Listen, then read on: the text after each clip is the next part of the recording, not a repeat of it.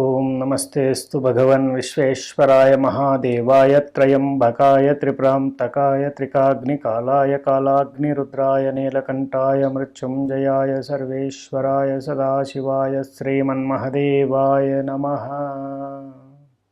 ఓం నమః శివాయ. నేను మీ శ్రీకృష్ణ చాముండేశ్వర్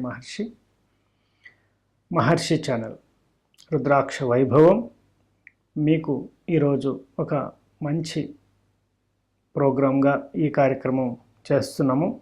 దీంట్లో అనేక సమస్యలతో బాధపడుతున్న వారికి ఎటువంటి పరిహారం చేసుకుంటే మనకి తొందరగా పరిష్కార మార్గం లభిస్తుంది, అనేక సమస్యల్లోంచి ఎలా బయటకు వస్తాం అనే క్రమంలో సుదీర్ఘంగా ఎన్నో పరిశోధనాత్మకమైనటువంటి పరిహారాలు చేస్తూ ఒక అద్భుతమైనటువంటి ప్రణాళికగా కొన్నిటిని మేము గ్రహించడం జరిగింది. వాటిని మీకు వెసులుబాటుగా చెప్తున్నాను. వాటిల్లో సాధ్యమంత వరకు అన్ని పరీక్షించిన రెమెడీలే. మీరు కూడా ఒకసారి ప్రయత్నం చేసి తద్వారా దానివల్ల మీకు మంచి ఫలితాలు వస్తే, దానివల్ల మీకు శుభాలు కలిగితే మా యొక్క ఈ ప్రోగ్రాంకి మంచి సార్థకత అనేది ఏర్పడినట్లుగా మేము భావిస్తాము. తప్పకుండా ఈ యొక్క రెమెడీస్లో చాలామంది వస్తుంటారు, చాలామంది ఏడుస్తుంటారు, చాలా సమస్యలు చెప్తుంటారు. అసలు వీళ్ళకి ఎన్ని ప్రాబ్లమ్స్ ఎందుకు వచ్చాయన్నట్టుగా ఉండే సమస్యలు చాలా ఉంటాయి. ఒక్కొక్కరు సమస్యలను కొని తెచ్చుకుంటూ ఉంటారు. అలాంటి పరిస్థితుల్లో ఉన్న వారికి ఎన్ని చెప్పినా అర్థం కాదు. ఒక్కొక్కరు దాదాపు దగ్గర దాకా వచ్చి కొంత అవగాహన లేక సరిగ్గా చేయలేక మళ్ళీ చేయాల్సిన పరిస్థితులు వస్తూ ఉంటాయి. ఈ క్రమంలో అసలు ఎలాంటి పరిహారం చేస్తే మనకి సమస్య క్లియర్ అవుతుంది అనే దాని మీద మనం ఇప్పుడు చెప్పే ఈ ఎపిసోడ్లో దాదాపుగా మీకు ఒక్కొక్క రాశి వారికి ఎలాంటి సమస్యలు రావచ్చు, దానికి పరిష్కార మార్గంగా ఇది చేయటం వల్ల, ముఖ్యంగా ఈ పరిహారం చేయటం వల్ల ఎంతవరకు ఫలితాలు వస్తుంది అనేది మీరు చేసే విధానం మీద ఆధారపడి ఉంటుంది అనేది మటుకి గుర్తించాల్సిన అవసరం ఉందన్నమాట. అయితే ముఖ్యంగా మనం పరిహార క్రమంలో మనం భగవంతుని ఆశ్రయించాల్సిందే. ఎందుకంటే మనకంటే ఎన్నో అతీతమైన శక్తులు కలిగిన వ్యక్తి, ఎటువంటి జన్మ మృత్యు జరా వ్యాధులు ఏమీ లేని వ్యక్తే భగవంతుడిగా మనం పూజిస్తాము. అటువంటి ఆ పరమేశ్వరుడి యొక్క అనుగ్రహం పొందాలి అంటే ఎటువంటి పరిహారాలు చేయాలనే క్రమంలో అభిషేకం అనేది ఒకటి ప్రాశస్త్యమైనది, ఎంతో ఉత్కృష్టమైనటువంటి పరిహార క్రియగా చెప్పుకోవచ్చు. మరి ఎవరికి అభిషేకం చేస్తే ఇంకా బాగా ఫలితాలు వస్తాయి అని చూసుకున్నట్టయితే ఆ పరమేశ్వరునికి అభిషేకం చేయటం వల్ల, అంటే శివలింగానికి అభిషేకం చేయటం వల్ల ఆ పరమేశ్వరుడు సంతోషించి మనకు ఉన్నటువంటి భౌతికమైనటువంటివి, ఐహికమైనటువంటి కామ్యాలన్నింటినీ కూడా నెరవేరుస్తానని ఆయన వాగ్దానం చేసి ఉన్నారు. కాబట్టి తప్పకుండా మనకి ఈ అభిషేకాలు చేయటం వల్ల శుభ ఫలితాలు వస్తాయని చెప్పి ఆ పరమేశ్వరుడే స్వయంగా చెప్పినట్టుగా అనేక పురాణాల్లో మనం చూస్తూ ఉన్నాం. కాబట్టి ఈ శివ పూజ విధి, శివ పూజ మహత్యంలో మనకి వీటి గురించి చక్కగా చెప్పబడింది. దీన్ని మీరు సహస్ర లింగార్చన, అలాగే సహస్ర ఘటార్చనలు కూడా ఉంటాయి, ఆ అభిషేకాలు కూడా ఉంటాయి. చాలా విశేషమైనటువంటి కలశాలతో 1296 కలశాలతో చాలా అద్భుతంగా ఆ అభిషేకం జరుగుతుంది స్వామివారికి. ఈ అభిషేక క్రమాన్ని కూడా చెప్పడం జరిగింది, ఎంత చక్కగా చేయాలి అనే దాని మీద. వీటికి ఎలాంటి అభిషేకాలు చేయాలి, ఆ అభిషేకాలకి ఎలాంటి వాటిని మనం సమకూర్చుకోవాలనేది కూడా మనకి శివపురాణంలో అభిషేక యుక్తంలో చెప్పబడింది. అయితే వీటిలో మనం చూసినట్టయితే ఈ సహస్ర ఘటాభిషేకంలో 1296 కలశాలను వాడతారు. ఘటం అంటే కలశం అనమాట. ఒక్కొక్క కలశాన్ని ఘటాభిషేకం అంటుంటాం కదా. ఈ ఘటాభిషేకంలో 1296 కలశాలను వాడతారన్నమాట. ఈ 1296 కలశాలని చక్కగా శుద్ధి చేసి వాటికి కావాల్సినవన్నీ ముందుగా సేకరించి పెట్టుకుంటారు. సుగంధ ద్రవ్యాలతో, అష్టగంధం, అలాగే విభూతి, పంచపల్లవులు, అలాగే పంచామృతాలు, వీటన్నిటిని కూడా సుగంధ ద్రవ్యాలు, వీటన్నిటిని కూడా విడివిడిగా ఉంచుకొని వాటిని రెడీ చేసుకుని సిద్ధం చేసుకున్న తర్వాత ఈ యొక్క 1296 ఘటాలకు చక్కగా విభూది, తెల్లని సున్నం కానీ వాటికి చక్కగా అలంకారం చేస్తారు. లోపల అష్టగంధాన్ని రాస్తారు. తర్వాత ఈ ఘటాలన్నిటికీ కూడా ధూపం వేస్తారు. ధూపం వేసి వాటి నిండా, ఆ ఘటాల నిండా ధూపాన్ని పంపిస్తారన్నమాట లోపలికి. ఈ యొక్క వీటికి చక్కగా ఆ కంఠానికి కలశస్య ముఖే విష్ణు కంఠే రుద్ర సమాశ్రిత, ఈ కంఠానికి ఒక తాడును కూడా కట్టుతారన్నమాట, రక్షలాగా.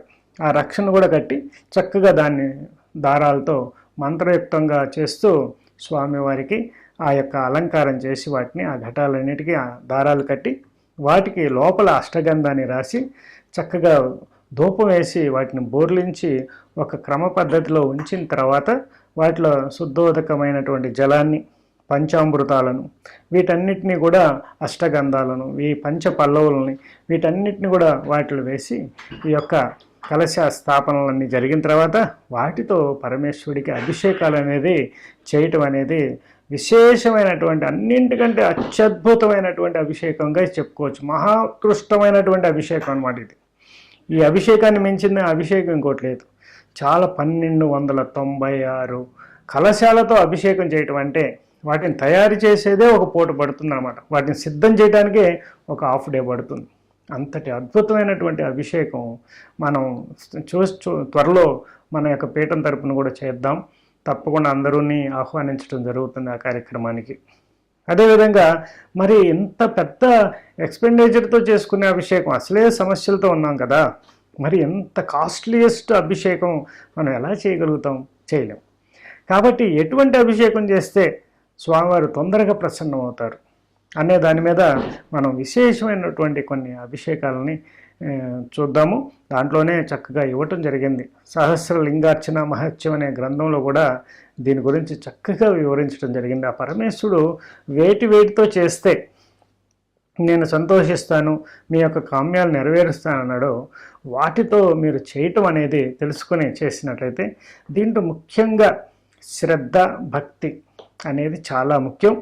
అలాగే సాధ్యమైనంత వరకు పవిత్రంగా ఆ యొక్క అభిషేకాన్ని నిర్వహించటం ఇవన్నీ, వాటికి కావలసిన ముఖ్యమైనటువంటి వాటిని, ఒరిజినల్ వాటిని సేకరించటం. ఇప్పుడు మన కస్తూరి కావాలి, ఈ యొక్క అభిషేకంలో కస్తూరిని సేకరించాలి. అలాగే ఎర్రగంధం కావాలి, అంటే రక్తచందనం కావాలి. రక్తచందనం అంటే ఒరిజినల్ రక్తచందనమే కావాలి. ఇలా ప్రతిదాన్ని కూడా శుద్ధమైనవి, ఒరిజినల్ వాటిని మాత్రమే ఈ అభిషేకాల్లో వాడినప్పుడు మనకి ఒరిజినల్ రిజల్టే వచ్చేస్తుంది ఆటోమేటిక్గా. కాబట్టి ఏ రాశుల వారికి ఎటువంటి సమస్యలు వస్తాయో మాకు జాతక చక్రం ప్రకారం తెలుసు. కాబట్టి వాటికి సంబంధించిన వాళ్ళు, ముఖ్యంగా ఈ రాశిలో వాళ్ళు ఈ యొక్క అభిషేకం చేయటం వల్ల తొందరగా బయటపడతారనే ఒక విషయాన్ని నేను ఈ సందర్భంగా ఏ రాశుల వారికి ఎటువంటి అభిషేకం చేస్తే మంచిదో మనం తెలియజేస్తాను. దాన్ని చక్కగా వినండి. తప్పకుండా చాలా ఈజియెస్ట్ రెమెడీ, చాలా ఖర్చు కూడా చాలా తక్కువ అయ్యే రెమెడీ. మనకి డబ్బులు కూడా ఖర్చు అవ్వవు, ఒక్క భక్తి ఖర్చు అవుతుంది. భక్తి ఎప్పుడైతే ఖర్చు అవుతూ ఉంటుందో మీకు పుణ్యం ఫిక్స్డ్ డిపాజిట్లో పేమెంట్ వచ్చి పడుతున్నట్టుగా పడిపోతూ ఉంటుంది. మీరు ఎంత భక్తిని పెంచుతారో, భక్తి కూడా పిచ్చి భక్తి కాదు, చక్కటి భక్తి, శ్రద్ధ అయిన భక్తితో ఉండాలి. అది నిజమైన భక్తితో చేసినట్లయితే తప్పకుండా మీకు రిజల్ట్ పొందుతారు, నాది గ్యారెంటీ. అంత అద్భుతంగా ఈ అభిషేకాలు రాయబడ్డాయి. వాటిని శ్రద్ధగా చేసి చూడండి, చాలా మంచి ఫలితాలు. నేను అన్ని అభిషేకాలు చేశాను. ఒక్కొక్క అభిషేకానికి నేను ఎంతో తన్మయత్వం చెందాను. నిత్యము అనేక సుగంధ ద్రవ్యాలతో మా యొక్క స్ఫటిక మరకత లింగానికి విశేషమైనటువంటి అభిషేకాలు ఉదయం నుంచి దోష అభిషేకం వరకు జరుగుతూనే ఉంటాయి. చాలా విశేషంగా జరుగుతాయి. వాటిని నేను చేసినప్పుడే తన్మయత్వం జరిగితే ఆ పరమేశ్వరుడు చేయించుకుంటున్న ఆయన ఇంకెంత తన్మయత్వం పొందుతాడో ఒకసారి ఆలోచించండి. చక్కగా చేయండి అభిషేకాలు. ఇంకేదైనా డౌట్ ఉంటే ఒకసారి కాల్ చేసి దానికి సంబంధించిన వివరాలు తెలుసుకోండి. లేకపోతే 1కి 2 సార్లు వినండి. మనం కావాల్సింది ముఖ్యమైనటువంటి వస్తువు మనం మట్టి, అంటే మృత్తిక అంటాం కదా, ఈ మృత్తికతోనే చేయాలి. మన సైకత లింగం అంటాం కదా, ఈ సైకత లింగాన్ని చేయడానికి పుట్టమట్టిని సేకరించండి. పుట్టమట్టి బయట దొరుకుతుంది, ఇప్పుడు కొంతమంది అమ్ముతున్నారు కూడా. వాటిని సహజంగా మీరు సేకరించుకొని పెట్టుకోండి పుట్టమట్టి. చక్కగా ఆ పుట్టమట్టితో ఏమేం కలిపి చేస్తే మంచి ఫలితాలు వస్తాయి అనేది నేను ఇప్పుడు ప్రతి ఎపిసోడ్లోనూ చెప్పడం జరుగుతుంది. కాబట్టి మూలకమైనటువంటి ద్రవ్యం అయితే పుట్టమట్టి, దీన్ని మనం స్టోర్ చేసి పెట్టుకోవాలి. తప్పకుండా ప్రతి అభిషేకాన్ని మీరు టచ్ చేసినా కూడా, అంటే మీరు ఈ 12 ఎపిసోడ్లు చక్కగా చూడటానికి ప్రయత్నం చేయండి. కాబట్టి దాంట్లో ప్రతి ఏదో మీకు అనుకూలంగా ఉన్న అభిషేకం టచ్ అయితే ఆ అభిషేకాన్ని చేసి చూడండి, చాలా మంచి ఫలితాలు పొందే అవకాశం అయితే ఉంటుందన్నమాట. అయితే దీనికి కొన్ని నియమాలు ఉంటాయి, అవి కూడా నేను చెప్తాను. దాని ప్రకారం చక్కగా చేసి చూడండి, చాలా మంచి ఫలితాలు పొందుతారు. మకర రాశి. మకర రాశి అంటే ఉత్తరాషాఢ, శ్రవణ, ధనిష్ట ఈ 3 నక్షత్రాల వారు, 9 పాదాల వారు మనకి మకర రాశి కిందకు వస్తారు. మకర రాశి అధిపతి ఎవరు? శనీశ్వరుడు.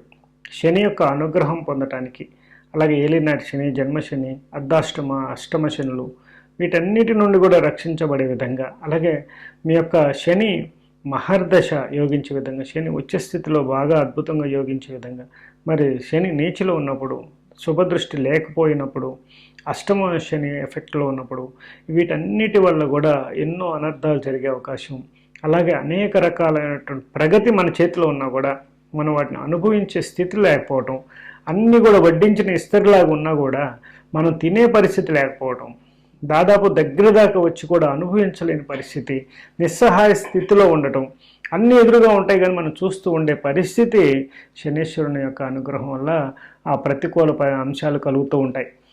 మరి ఈ యొక్క శని యొక్క శుభదృష్టి, అశుభ దృష్టిల వల్ల ఎలాంటి ఫలితాలు వస్తాయి అనే దాని మీద చూసినట్టయితే దాదాపు ఎక్కువ శాతం కష్టాన్ని ఇస్తాడనమాట. కాబట్టి అంటే మన కర్మను ప్రారంధాన్ని కలిగించే విధంగా, ప్రారంధయుక్తంగా ఉన్న ఆ యోగం అంతా కూడా యాక్టివేట్ అయిపోతూ ఉంటుంది, ఖర్చు అయిపోతూ ఉంటుంది.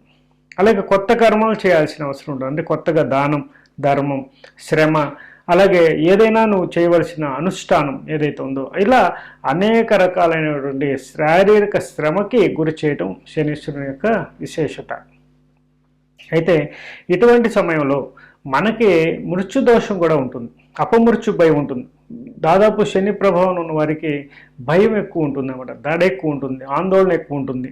ఎప్పుడు ఏమవుతుందో తెలియదు, ఏదో ఒక రకమైనటువంటి అశౌచం వారిని వెంటాడుతున్నట్లుగా ఫీల్ అవుతూ ఉంటారు. అదేవిధంగా ఏదో జరగబోతుంది, ఏదో జరగబోతుంది ఆందోళన కలిగి ఉంటారు. ఏదో జరుగుతుందనే వాసన వాళ్ళు పసిగట్టే పరిస్థితుల్లో ఉన్నట్లుగా వాళ్ళు ఫీల్లో ఉంటారన్నమాట. మరి ఇటువంటి సమయంలో ఎటువంటి అభిషేకం చేయటం వల్ల, ఎటువంటి రెమెడీ చేయటం వల్ల, ఎటువంటి తీర్థక్షేత్రానికి దర్శించడం వల్ల విశేషమైనటువంటి ఫలితాలు వస్తాయి అనేది ఒకటి అనుభవపూర్వకమైనటువంటి విశేష అభిషేకం ఒకటి చెప్పడం జరుగుతుంది. అలాగే మనం ఈ యొక్క మకర రాశి వారు మీరు చక్కగా చేయవలసింది పుట్టమట్టి తెచ్చుకొని ఆ పుట్టమన్నులో నువ్వులు, నల్ల నువ్వులు ఉంటాయి కదా, ఆ నల్ల నువ్వుల్ని కలిపి ఆ యొక్క శివలింగాన్ని తయారు చేసుకోవాలి. తిలేన మిశ్రితం లింగం సప్తరాత్రం ప్రపోజయేత్ అంటే 7 రాత్రులు, అంటే 7 ప్రదోష కాలం నుంచి రాత్రిపూట ఈ యొక్క అభిషేకం చేయటం వల్ల విశేషమైనటువంటి ఫలితాలు కలుగుతాయి. మనకు అపమృత్యు దోషం తొలగిపోతుంది, మృత్యు బాధలనే తొలగిపోతాయి అనేది ఇక్కడ మనం చెప్పబడింది. కాబట్టి విశేషంగా ఈ యొక్క మృత్తికా లింగాన్ని అభిషేకించడం వల్ల విశేషమైనటువంటి ఫలితాలు వస్తాయి. దీంట్లో కొంచెం నువ్వుల నూనె కూడా కొద్దిగా యాడ్ చేసుకుని ఈ పుట్టమట్టిని అలాగే ఈ యొక్క నల్ల నువ్వుల్ని కలిపి మనకు అంగుష్ట ప్రమాణంలో తయారు చేసుకొని చక్కగా దానికి ఈ మట్టి కోటింగ్ ఇచ్చి, ఎందుకంటే 7 రోజులు మనం ఈ లింగానికి అభిషేకం చేయాలి కాబట్టి చక్కగా దానికి అభిషేకం చేసే విధంగా ఆ యొక్క లింగాన్ని తయారు చేసుకోవాలి కాబట్టి మంచిగా తయారు చేసుకోవాల్సిన అవసరం ఉంటుంది.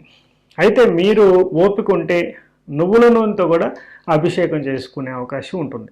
లేదు సుగంధ ద్రవ్యాలతో ఎర్ర చందనం అని దొరుకుతుంది, ఎర్ర చందనం పొడి, ఆ ఎర్రచందనం పొడిని గంగాజలంగా కలిపేసి దాంట్లో ఆ యొక్క ఎర్రచందన రక్తచందన అభిషేకం కూడా చేసుకోవచ్చు. రక్తచందనం కర్ర కూడా దొరుకుతుంది, దాన్ని కూడా సాది దాన్ని నీటిలో కలిపి ఆ వాటిని కూడా మీరు చేత్తో అభిషేకం చేస్తూ ఈ యొక్క శివలింగానికి అర్చన చేసి అభిషేకం చేసినట్టయితే విశేషమైనటువంటి ఫలితాలు వస్తాయి. అలాగే చిమ్మిడి ముద్ద ఉంటుంది కదా, అంటే బెల్లమును అలాగే ఈ యొక్క నువ్వులని కలిపిన ముద్ద ఆ యొక్క నైవేద్యంగా పెట్టి 7 రోజులు 7 రాత్రులుగా ఈ యొక్క అభిషేకం చేయటం వల్ల విశేషమైనటువంటి యమబాధలు ఏమైనా ఉన్నా కూడా అవన్నీ కూడా పటాపంచలు అవుతాయి. అలాగే అపమృత్యు దోషం తొలగిపోతుంది.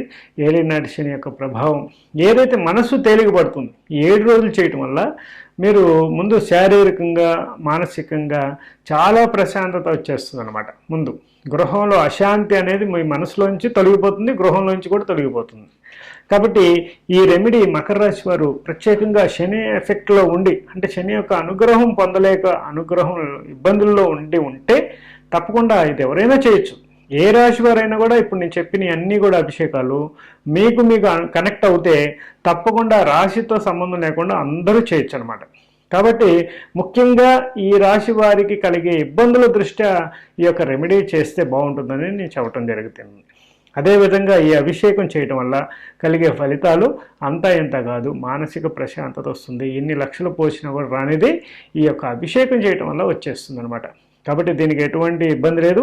7 రోజుల మటుకి చక్కగా శ్రద్ధాభక్తులతో 7 రాత్రులు చక్కగా ఈ యొక్క అభిషేకం చేయండి. అది కూడా ప్రదోష సమయంలో ప్రారంభం చేసుకుని, అంటే సంధ్యా సమయం అయిపోయి చక్కగా రాత్రి వచ్చే వరకు కూడా మీరు చేసుకున్నట్లయితే మంచి ఫలితాలు వస్తాయన్నమాట. అదేవిధంగా ఇది ఇంట్లో చేస్తాం మనం. మరి ఇంకొక రెమెడీ చెప్తాం కదా, ఇంకొక అభిషేకం ఉంది కదా, అది ఎక్కడ చేయాలి?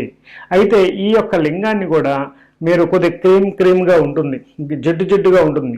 అయినా ఈ యొక్క అభిషేకానికి చేసే లింగాన్ని చక్కగా ఉదయాన్నే ఆ యొక్క తొలకరి ఆ సూర్యకిరణాలు ఈ లింగం మీద పడేటట్టుగా సూర్యకిరణాలు తాకాలి ఈ లింగాన్ని. ఎవరైనా కూడా ఏ మృత్తిక లింగం చేసినా కూడా సూర్యకిరణాలు ఈ లింగం మీద పడేటట్టుగా ప్లాన్ చేసుకోవాలి. ఎప్పుడు మధ్యాహ్నం ఎప్పుడో కాదు, ఎర్లీ మార్నింగ్ సూర్యకిరణాలు ఈ యొక్క లింగం మీద పడేటట్టుగా చేసుకొని ఆ సూర్యకాంతి దీని మీద ప్రసరించేటప్పుడే మీరు సంకల్పం చేయండి. ఆపాతాళన బస్తలాంత భువన బ్రహ్మాండమా విస్ఫురతు జ్యోతిస్పాటిక లింగమౌళి విలసత్ పూర్ణేందువంతాప్లుతై అస్తోకాప్లుతమేకమీశమనిశం రుద్రానువాకాం జపేధ్యాయే ఈప్సిత సిద్ధయే ధృతపదం విప్రో విశిచ్చేచ్చివం బ్రహ్మాండ వ్యాప్త దేహావశిత హిమరుచాభాసమానా భుజంగై కంఠే కాలకబద్ధ కలిత శశికళ చండ కోదండ హస్తాత్యక్షా రుద్రాక్షమాలా భూషా ప్రణత భయహరా శాంభవ మూర్తిభేద రుద్రా శ్రీ రుద్ర సూక్త ప్రకటిత విభవన ప్రయచ్చంతు సౌఖ్యం. స్వామి, మాకున్నటువంటి యమ బాధలని తొలగించు, అనారోగ్య ప్రాబ్లమ్స్ అన్నింటినీ తొలగించు, మాకు మృత్యు భయాన్ని తొలగించు, మా యొక్క క్లేశాన్ని తొలగించు, ఈతి బాధలను తొలగించు, తండ్రి పరమేశ్వర అనుగ్రహించు, పాహిమాం పాహిమాం అని చెప్పి చక్కగా స్వామివారిని అర్థించి మీకున్నటువంటి ఇంకా ఏదన్నా డిజార్డర్స్ ఉంటే వాటి అన్నింటిని కూడా తొలగించమని చెప్పి అలాగే చాలామందికి కండరాల నొప్పులు, స్పైనల్ ప్రాబ్లమ్స్ ఇలాంటివన్నీ కూడా వస్తాయి. అవన్నీ కూడా తొలగిపోవాలని, అనారోగ్య సూచనలన్నీ తొలగిపోవాలని చెప్పి సంకల్పం చేసి ఆ యొక్క శివలింగాన్ని చక్కగా మనం అభిషేకం చేసినప్పుడు ఆ యొక్క నీరంతా కూడా ఉత్తరం వైపుగా ప్రవహించే విధంగా ఆ శివలింగాన్ని ప్రతిష్ఠ చేసుకొని 7 రోజులు 7 రాత్రులు చక్కగా శ్రద్ధాభక్తిగా అభిషేకం చేయండి. విశేషమైనటువంటి ఫలితాలు వస్తాయి. అలాగే మనం ఇంకా 2వ రెమెడీలో చూసుకున్నట్లయితే చక్కగా మీరు శనీశ్వరాలయం, మందపల్లీశ్వరుడు మందేశ్వరాలయం అని ఒకటి ఉంటుంది. రావులపాలెం దగ్గర రాజమండ్రికి వెళ్ళే దారిలో మనకి రావులపాలెం అని తగులుతుంది. అక్కడ మందేశ్వరాలయం, మందపల్లి అని ఉంటుంది. అక్కడ శనీశ్వరుడు ప్రతిష్ఠించినటువంటి శివలింగం ఉంటుంది. సాక్షాత్తు ఇంకా ప్రపంచంలో ఇంకెక్కడా లేదు శనీశ్వర ప్రతిష్ఠిత లింగం అనేది. అక్కడ చాలా విశేషంగా చెప్పబడింది. అక్కడ శివలింగానికి మీరే అభిషేకం చేసుకునే అవకాశం ఉంటుంది.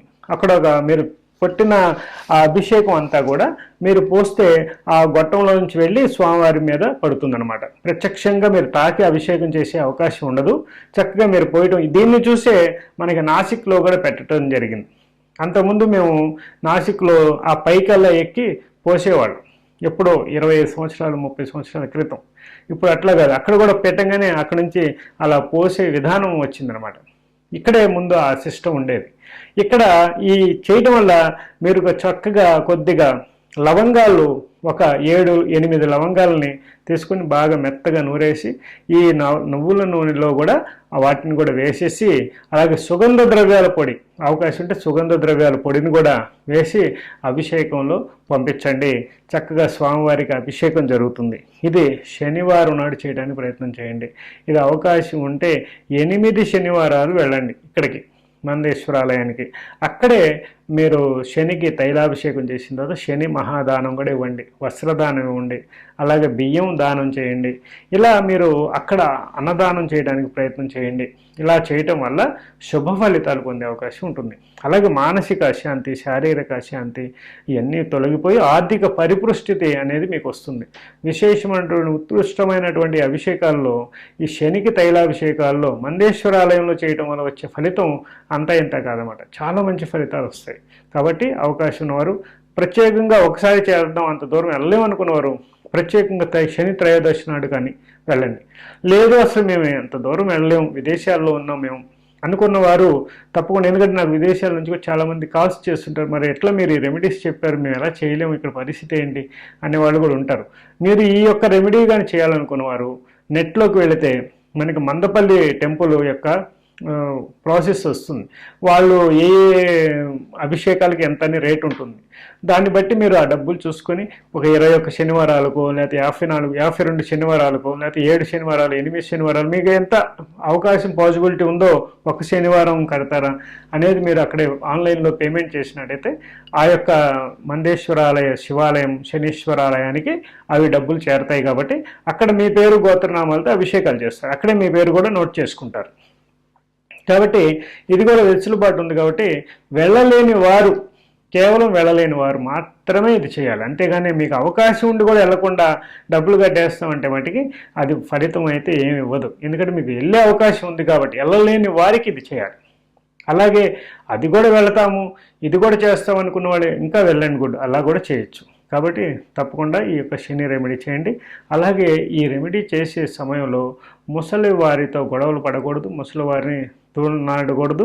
వారికి సహాయ సహకారాలు, దాన ధర్మాలు చేయటం వల్ల కూడా శుభ ఫలితాలు వస్తాయి. వాళ్ళకి వస్త్రదానం చేయటం వల్ల, గొడుగును దానం చేయటం వల్ల, చెప్పులు దానం చేయటం వల్ల చాలా మంచి ఫలితాలు వస్తాయి. ఒకవేళ వృద్ధాశ్రమం ఉంటే వృద్ధాశ్రమానికి వెళ్ళి అక్కడ వాళ్ళకి కావాల్సిన నీడ్స్ ఏంటో తెలుసుకొని అవి ఇవ్వండి. అందరూ బియ్యం ఇస్తారు, ఆల్రెడీ చాలా ఉంటాయి బియ్యాలు, కానీ వాళ్ళకి ఏది అవసరమో తెలుసుకొని అది ఏర్పాటు చేయండి. అది మంచి ఫలితాన్ని ఇస్తుంది. ఒక అతనికి స్పెట్స్ ఇరిగిపోయింది, స్పెట్స్ లేదు, ఇబ్బంది పడుతున్నాడు, ఎవరు అడగాలంటే ఇబ్బంది, తెలుసుకొని అతనికి ఆ కళ్ళజోడు ఏదో ఏర్పాటు చేయించండి. ఇలా ఎవరికి ఏది కావాలో తెలుసుకొని అది ఇవ్వటం వల్ల ఎమ్మటే శనీశ్వరుని యొక్క అనుగ్రహం మీకు కలుగుతుంది. దీనివల్ల అన్ని శుభ ఫలితాలతో పాటుగా ఆయన మీకు ప్రమోషన్ కూడా ఇస్తాడు, అంటే ఒక నామినేటెడ్ పోస్ట్ కూడా ఇచ్చేస్తాడు అన్నమాట. అలా అద్భుతంగా నీకు అద్భుతమైనటువంటి ఎన్నో అద్భుతాలు ఆయన మీకు అనుగ్రహిస్తాడు. కాబట్టి విశేషంగా ఈ రెమెడీ చేసి తరించండి. శుభం భవతు మే సదాశివం. ఓం ఐం హ్రీం క్లీం చాముండాయ విద్మహే జగన్మాతే బ్రహ్మాం ద్రహ్మాం లక్ష్మీ.